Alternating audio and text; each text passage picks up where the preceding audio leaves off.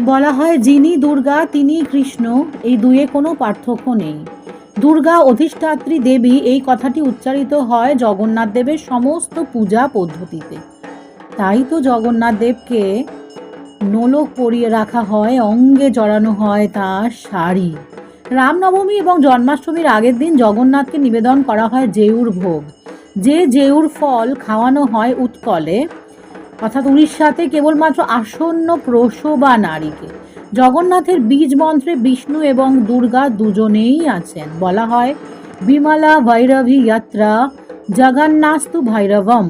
জগন্নাথকে ভৈরব অর্থাৎ দুর্গার স্বামী শিব রূপেও পুজো করা হচ্ছে। তাহলে কি দাঁড়ালো? আদপেই একমবে অদ্বিতীয়ম।